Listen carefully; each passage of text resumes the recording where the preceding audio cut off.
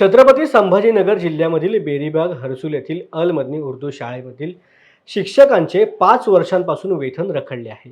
शिक्षण उपसंचालकांशी यावर चर्चा केली असता कागदपत्रे गहाळ झाले असल्याचं त्यांनी सांगितलं.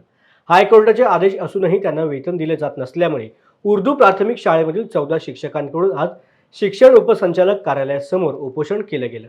मागण्या पूर्ण झाल्याशिवाय उपोषणावरून हटणार नाही असं देखील त्यांनी माध्यमांशी बोलताना सांगितलं आहे. आम्ही अलमद्दी उर्दू शाळा प्राथमिक बेरीबाग इथले शिक्षक आहे. माझं नाव आसिफा शेख जाफर. आमची पेमेंट पाहिजे आम्हाला. 5 वर्षापासून आम्हाला पेमेंट नाही, काही नाही.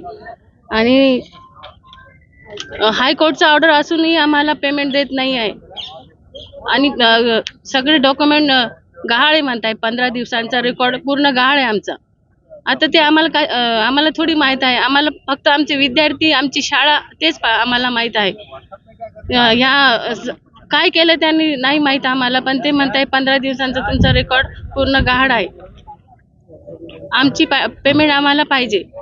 5 वर्षापासून आम्ही शाळेला रोज जातो आहे. आम्ही ड्युटी करतोय. शिक्षण अधिकारी हे आम्हाला काय प्रशासकीय अधिकाऱ्यांशी काय चर्चा झाली, नेमकं काय त्यांनी काय सांगितलंय तुम्हाला? शिक्षण संचालकाशी या अगोदर तुम्ही काही चर्चा केलीत का? हो, केली ना आम्ही. काय त्यांनी 2-3 सांगितलंय? आम्ही गेलो तिथं. ते इनवर्ट आउट नंबर ते आहेच नाही म्हणतात ते.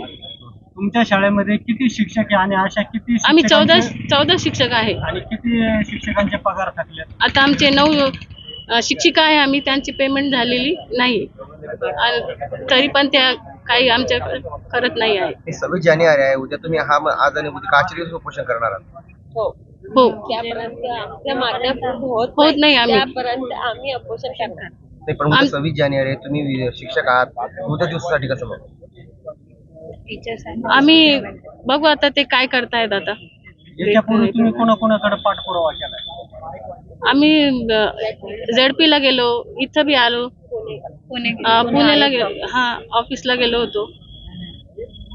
तरी पण आता ते काही करत नाहीये. म्हणून आता आमच्यावर ही वेळ आली का आम्ही उपोषणाला बसलो आता.